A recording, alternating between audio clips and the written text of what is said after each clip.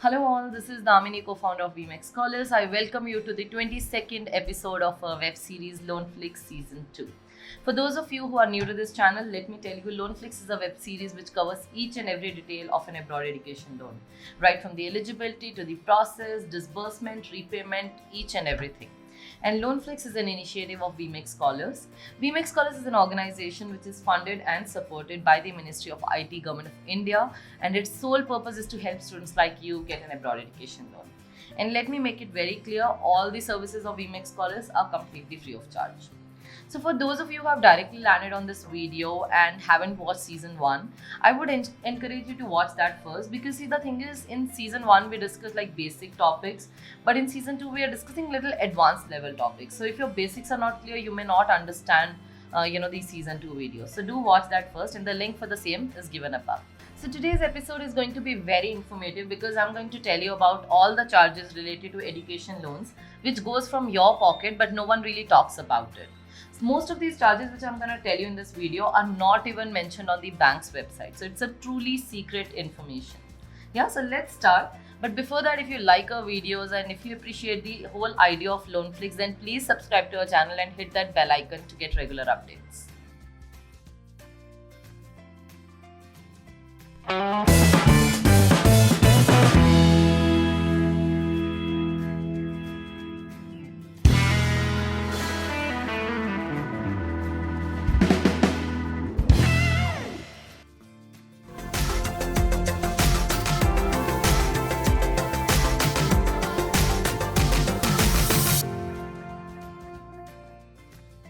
So first of all, you need to know that whatever charges I'm going to tell you in this video are going to be put on you if you are applying to the bank or NBFC directly. Now, if you're applying via VMX Scholars, we can negotiate some of these charges. Now, you must be wondering, how is it even possible, right? Why is bank giving these special privileges to students who are applying via VMX Scholars? So in that case, you need to know that VMX Scholars handles majority of India's abroad education loans applications. And these thousands and 10,000s of branches of banks contribute close to nothing. So that's why it is very important for the banks to treat our customers with special privileges. Yeah. So in this video, I'll be covering the hidden charges for which comes in secured loans, the hidden charges in unsecured loans, and hidden charges with foreign lenders. So let's start with secured loans.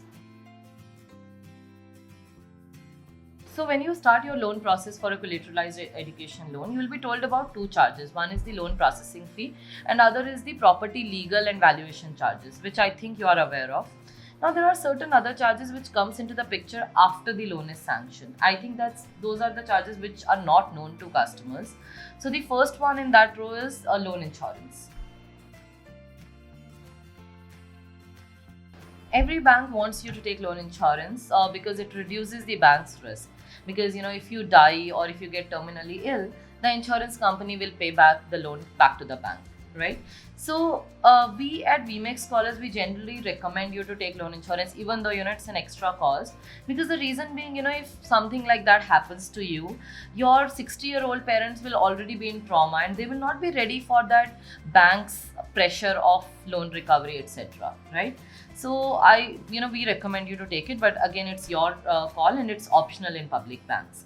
So now this insurance cost is about 0.5 to 1% of the loan amount, but it stays hidden until the sanction day.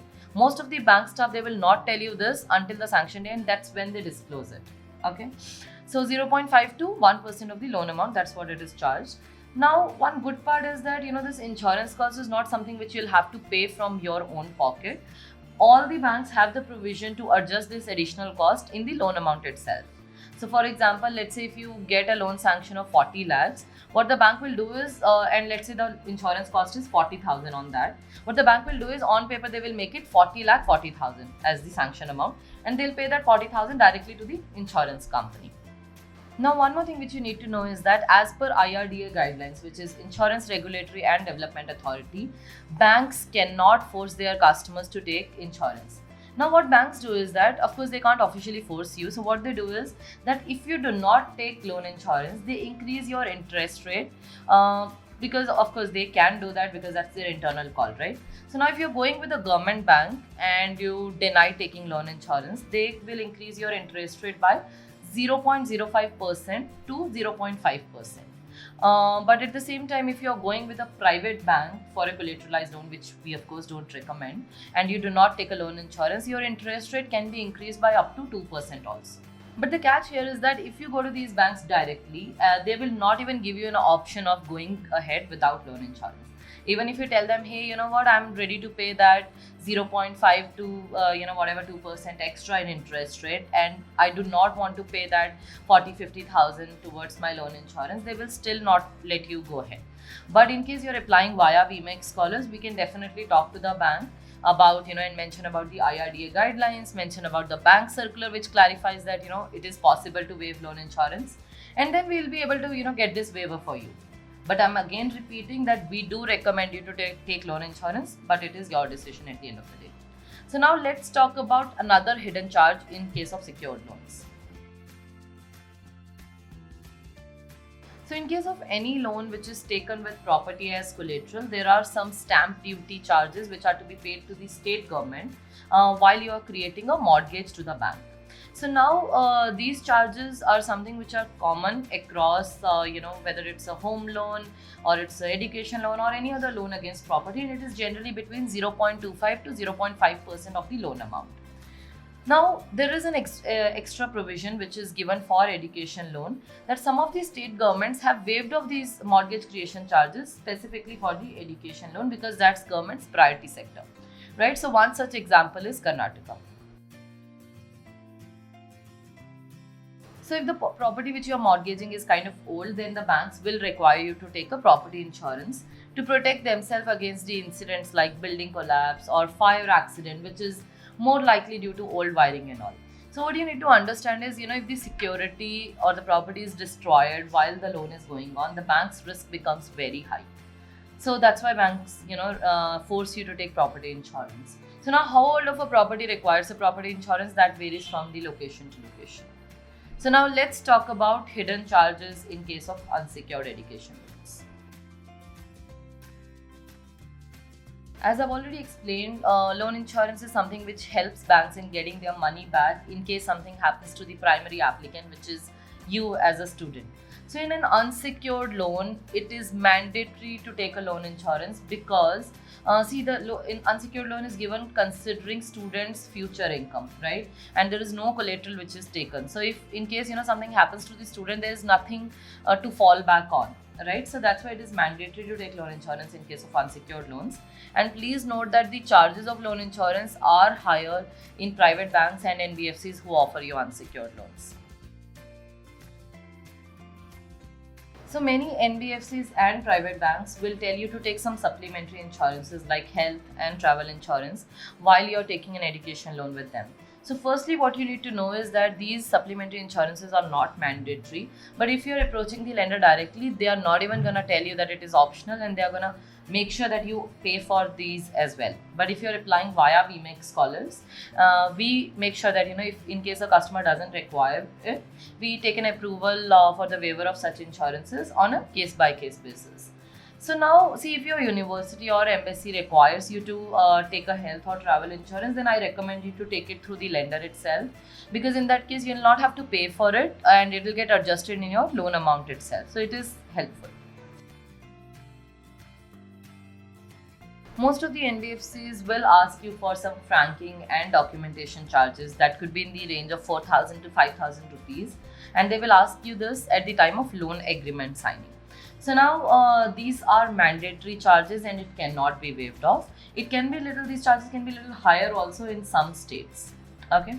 So now let's talk about hidden charges in case of foreign lenders. So if you are considering taking a loan from a foreign NBFC, then you should, in addition to this video, you must watch my other video, which is on the comparison of terms and conditions between a USD loan versus an INR loan. So that video is linked above. The first and foremost hidden thing in case of foreign NBFCs is that even though they show you that their ROIs are much lesser than Indian lenders, they do not take into consideration the interest parity. Interest parity means a USD loan should be added with at least 5% before you compare it with an INR loan. Only then it is an apple to apple comparison. So you must watch my video on USD versus INR loan, which I just told you about. That has all the deeper details and analysis of this calculation. Foreign NBFCs promote their products by saying no loan processing fee or zero origination fee, etc. But that doesn't mean they're not charging you a processing fee. What they are doing is they are adding this processing fee to the loan amount. So which means over time, when you're paying your loan back, you're also repaying your processing fee back, that also with interest. So all the foreign NBFCs compound your interest even during the moratorium period, which is unlike banks in India who charge only simple interest during the moratorium period. Now this is again something which is not known to many students and it is kept hidden by these foreign NBFCs. So that's it on hidden costs. So generally, when we are applying for a loan, we are only told that there is a loan processing fee which is going to be there. And if we are applying for a secured loan, we are told that in addition to processing fee, you'll have to pay legal and valuation charges. But we are never told that there are going to be so many hidden charges which comes to you one by one, mostly after your loan is sanctioned, so that you can't even move to other competitors or players.